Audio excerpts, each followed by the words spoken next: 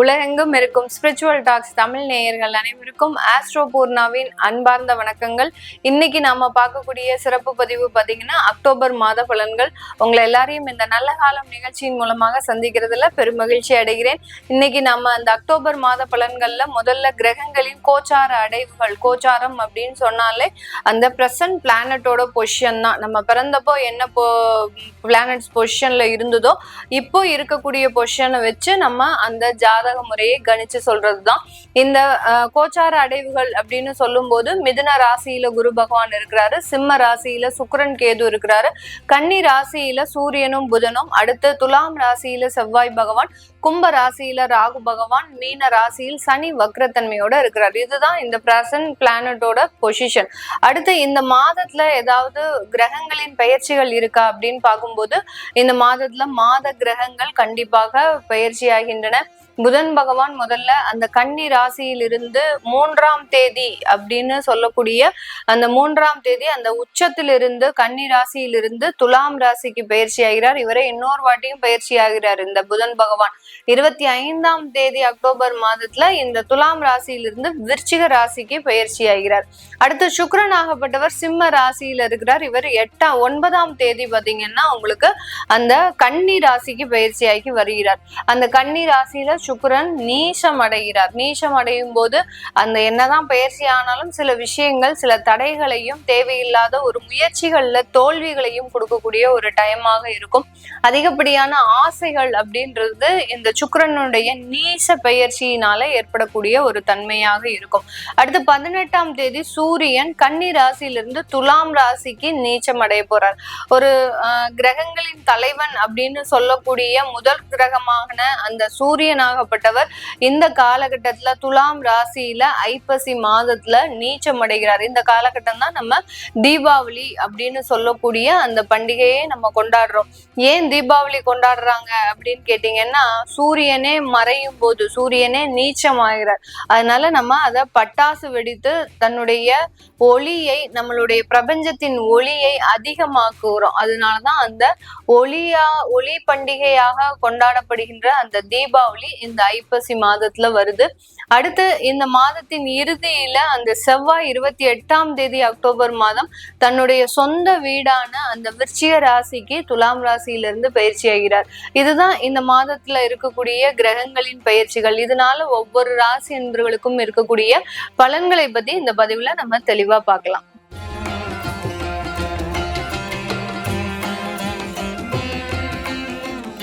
கடகராசி அன்பர்கள், கடகராசி அன்பர்களுக்கு அக்டோபர் மாதத்துல ஒரு நல்ல பலன்கள் கிடைக்குமா? ஏன்னா அஷ்டம சனி முடிஞ்சாச்சுன்னு கிட்டத்தட்ட ஒரு 6 மாசமா எல்லா ஜோதிடர்களும் சொல்லிட்டு இருக்கிறீங்க. எங்களுக்கு அஷ்டம சனி முடிஞ்ச பாடு இல்லை, இன்னமும் கடன் அடையல. அடுத்து பாத்தீங்கன்னா தேவையில்லாத பிரச்சனைகள் நொடிக்கு நொடி வந்துட்டு இருக்குது. தேவையில்லாத ஒரு தொந்தரவுகள், தொழில்ல மிகப்பெரிய ஒரு இழப்புகள், இது எல்லாத்தையுமே நாங்க கண்டினியூஸா சந்திச்சுட்டு இருக்கிறோம் அப்படின்னு சொல்லக்கூடிய இந்த கடகராசி என்பர்களுக்கு நிறைய கடகராசி என்பர்கள் இன்னும் மாற்று விதமாக எங்களுக்கு என்னைக்கு அஷ்டம சனி முடிஞ்சுதுன்னு சொல்றீங்களோ அன்னையில இருந்துதான் மிகப்பெரிய ஒரு பிரச்சனைகளும் ஆரம்பிச்சிருக்கு.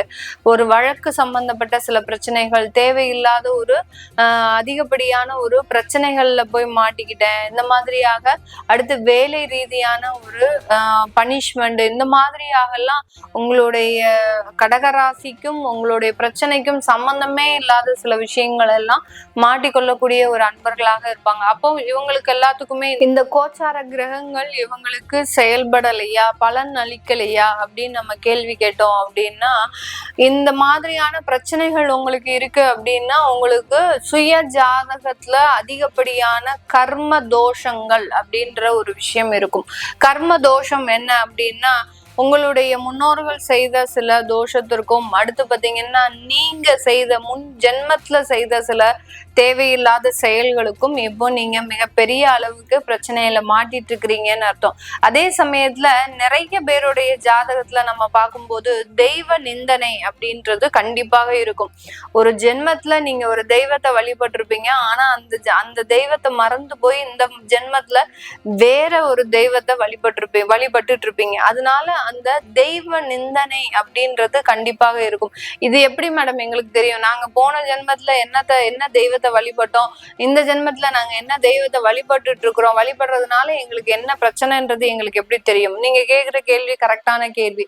அதுக்காக தான் நம்ம என்ன சொல்றோம், அந்த சுய ஜாதகத்துல இருக்கக்கூடிய அந்த தெய்வ பலன்களை, அதாவது தெய்வ பலத்தை நம்ம அதிகப்படியாக பார்த்துக்கிட்டோம் அப்படின்னா நமக்கு இருக்கக்கூடிய என்ன தெய்வம் நம்ம பிரார்த்தனை செஞ்சோம், என்ன தெய்வம் பிரார்த்தனை செய்யணும் அப்படின்ற ஒரு விஷயங்கள் தெரிய வந்து உங்ககிட்ட இருக்கக்கூடிய பிரச்சனைகளை எல்லாம் நம்ம எளிதாக நிவர்த்தி அடையிறதுக்கு மேக்சிமம் பாத்தீங்கன்னா 3 மாசம் தான். உங்களுக்கு என்ன விதமான பிரச்சனைகள் இருந்தாலும் அந்த பிரச்சனைகள்ல இருந்து வெளியில வருவதற்கு ஒரு மேக்சிமம் 3 மாசம் தான் தேவைப்படும்.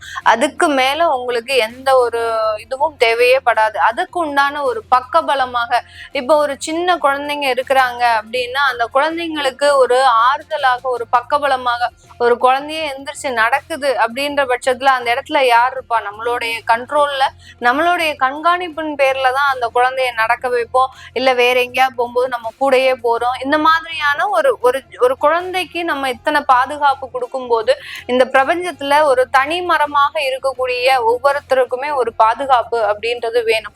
அந்த பாதுகாப்பான ஒரு விஷயத்தை தான் நம்ம தெய்வ பலமாக நம்ம உங்களுடைய ஜாதகத்தை பார்த்து கூறுறோம். அந்த மாதிரியான அந்த தெய்வ பலத்தை ஒரு பக்கபலமாக வைக்கும் போது கண்டிப்பாக ஒரு 3 மாதத்திலிருந்து உங்களுக்கு எப்பேற்பட்ட பிரச்சனைகள் இருந்தாலும் அதுல இருந்து நிவர்த்தி அடையக்கூடிய எல்லா ஒரு விஷயங்களும், நல்ல விஷயங்களும் உங்களுக்கு கிடைக்கப்படும். அதனால சுய ஜாதகத்தை நீங்க முதல்ல ஆய்வு செய்துக்கோங்க. யார் யாருக்கெல்லாம் நான் சொன்னக்கூடிய பிரச்சனைகள் இருக்கு, நீங்க இதுல இருந்து மீண்டு வரவே முடியல அப்படின்னு சொல்றவங்களுக்கு அந்த சுய ஜாதகத்தை பார்க்கும்போது ஆட்டோமேட்டிக்காக உங்களுக்கு எல்லா ஒரு வித நல்ல ஒரு விஷயங்களும் கிடைக்கிறதுக்கு உண்டான ஒரு நேரமாக தான் இருக்கும். இப்போ இந்த கடகராசி என்பவர்களுக்கு இந்த மாதத்துல பாத்தீங்கன்னா உங்களுடைய 2ஆம் இடத்துல கேது பகவான் இருக்கிறாரு. அவர் இருக்கிறதுனால அந்த குடும்பத்துல இருக்கக்கூடிய உறவுகள் கொஞ்சம் கொஞ்சமாக உங்களை விட்டு பிரியக்கூடிய ஒரு ஸ்டேஜ்ல இருக்கிறாங்க.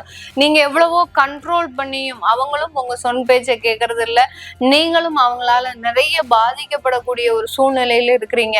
அதனால அந்த உறவுகள் பிரியக்கூடிய ஒரு நேரத்துல இருந்தாலும் அது கூட சேர்த்து வைக்கக்கூடிய ஒரு அமைப்புல இந்த கடகராசி என்பவர்களுக்கு இந்த காலகட்டம் மிக பெரிய அளவுக்கு ஒரு நன்மைகள் கிடைக்கக்கூடிய ஒரு நேரமாக இருக்கும். இந்த கடகராசி என்பவர்கள் தன்னுடைய உறவுகள்ல ஒரு நல்ல ஒரு மாற்றத்தை கொண்டு வரணும்னு நினைக்கிறவங்க நிறைய அதிகப்படியாக காமாட்சியையோ இல்ல பாலாம்பிகை தேவியையோ பிரார்த்தனை பண்ணுங்க. இந்த பாலாம்பிகையை பிரார்த்தனை பண்ணும்போது அதிகப்படியான ஒரு நல்ல மாற்றங்கள் உங்களுடைய ஜாதகத்திலேயும் மூலமாகவோ உங்களுடைய வாழ்க்கையிலேயோ மாற்றங்கள் ஏற்படக்கூடிய ஒரு அமைப்பாக தான் இந்த அக்டோபர் மாதம் இருக்கக்கூடிய ஒரு நேரமாக இருக்கு. இந்த காலகட்டத்துல இந்த கடகராசி என்பவர்களுக்கு வேலை வாய்ப்புகள்ல நல்ல வெற்றிகளும், அடுத்து பாத்தீங்கன்னா அரசாங்க உத்தியோகத்துல இருக்கிறீங்க அப்படின்னா ஒரு உயர் பொறுப்புகள் உங்களை தேடி வருவதற்குண்டான ஒரு வாய்ப்புகள் அதிகமாக இருக்கு இந்த அரசாங்க உத்தியோகத்துல இருக்கிறவங்களுக்கு. ஆனா அந்த உயர் பொறுப்புகள் வரும்போது ரொம்ப கவனமாக இருக்கணும். ஏன்னா உங்களுடைய 4ஆம் இடத்துல அந்த சூரியன் நீச்சம் அடைய போறார். அந்த சூரியன் நீச்சம் அடைகிறாரு அப்படின்னாலே உங்களை நம்பி சில பொறுப்புகளை ஒப்படைச்சிருப்பாங்க. ஆனா அந்த பொறுப்புகளை நீங்க நிர்வகிக்க தெரியாம திணறக்கூடிய ஒரு தன்மை இருக்கும்.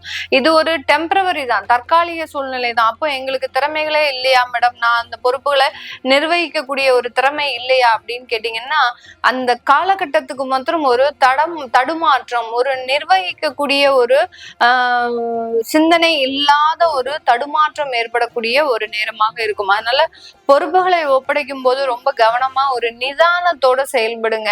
அதே மாதிரி ஒரு உயர் அதிகாரியா இருக்கிறீங்க அப்படின்னா உங்களுடைய வார்த்தைகள் இருந்து, அதாவது உங்களுடைய வார்த்தைகள் ரொம்ப நிதானமா இருக்கணும். 2ஆம் இடத்துல கேது இருக்கிறதுனால எந்த இடத்துலயும் உங்களை கொக்கி போட்டு இழுப்பாங்க. அதாவது நீங்க பேசணும், அவங்களை வேலையை விட்டு தூக்கணும், இதுதான் மற்றவர்களினுடைய எண்ணமாக இருக்குமே ஒழிய அந்த மாதிரியாக இருக்கக்கூடிய இடத்துல இருக்கக்கூடியவங்க ரொம்ப உங்களுடைய போஸ்டிங்கே ரொம்ப சூடா இருக்கும், ரொம்ப பரபரப்பா இருக்கும். எப்ப பார்த்தாலுமே டெய்லி யாரையாவது ஒருத்தர் 10 பேரை நான் மீட் பண்ணி பேச வேண்டிய ஒரு சூழ்நிலையா இருக்கும் அப்படின்ற மாதிரியாக இருக்கிறவங்க ரொம்ப உங்களுடைய வார்த்தைகள்ல நிதானமா இருக்கணும். அதுக்கு நீங்க அமைதியா இருந்துட்டீங்க அப்படின்னாலே உங்களை பெரிய அளவுக்கு பாராட்டுவாங்க. பரவாயில்ல பரவாயில்ல, ரொம்ப ஜென்யூனா இருக்கிறாங்க, ரொம்ப நிதானமா இருக்கிறாங்க அப்படின்ற மாதிரியாக ஒரு பாராட்டு, ஒரு புகழ்ச்சியோட அந்த இடத்துல நீங்க வெளியில வந்துடலாம். அதை விட்டுட்டு நீங்க ஏதாவது பேசி அங்க நிதானம் தவறிட்டீங்க அப்படின்னா அந்த இடத்துல மிகப்பெரிய பாதிப்புகள் அந்த கேது பகவான் உங்களுக்கு மிகப்பெரிய அளவுல தொந்தரவுகளை கொடுக்கறதுக்கு தயாராக இருக்கிறார். அதனால கடகராசி என்பர்கள் அதுல ரொம்ப கவனமாக இருங்க. உங்களுடைய திருமண ஏற்பாடுல நிறைய முயற்சிகள் இருக்கு. அந்த முயற்சிகளுக்கு தேவையான தகுந்த வரன்கள் அப்படின்றது இந்த கடகராசி என்பர்களுக்கு கிடைக்கல. கடகராசி என்பர்கள் அந்த வரன்களை எதிர்பார்க்கக்கூடிய விதமே பாத்தீங்கன்னா ரொம்ப டிஃப்ரெண்டா இருக்கும். பெரிய அளவுக்கு ஒரு ஸ்டேட்டஸா இருக்கக்கூடிய ஒரு வரன்களா பார்க்க மாட்டாங்க. ரொம்ப எளிமையா, ரொம்ப ஆடம்பரம் இல்லாத வரன்களா பார்ப்பாங்க. ஆனா இவங்களுக்கும் அந்த வரன்களுக்கும் 1% கூட ஒத்து வராத ஒரு வரன்களாக இருக்கும். அதை எல்லாத்தையும் நம்ம பொறுத்துட்டு உறவுகளுக்காக, அதாவது தன்னுடைய குடும்பத்தார்களுக்காக நம்ம இதெல்லாத்தையும் சகிச்சுட்டு ஓகே சொல்லலாம். சொல்லும் போது அந்த வரன்கள் அங்கிருந்து உங்களுக்கு ஓகே சொல்ல மாட்டாங்க. அந்த அளவுக்கு அந்த வரன் அமையதுல மிகப்பெரிய சிக்கல் இந்த கடகராசி என்பர்களுக்கு இருக்கு. இது உங்களுடைய சுய ஜாதகத்துல பாத்தீங்கன்னா நிறைய தோஷம் இருக்கும். கலத்திர ஸ்தானத்துல பாத்தீங்கன்னா செவ்வாய் தோஷம், உங்களுடைய ஜாதகத்துல புணர்வு தோஷம் அப்படின்னு சொல்லக்கூடிய அந்த சந்திரன் சனி சேர்க்கை இந்த மாதிரியாகலாம் இருந்தது அப்படின்னா மிகப்பெரிய அளவுக்கு திருமண தடைகளை கொடுத்துக்கிட்டே இருக்கும். இதெல்லாம் நீங்க உங்களுடைய ஜாதகத்தை ஆய்வு செய்து முதல்ல தெரிஞ்சுக்கணும்.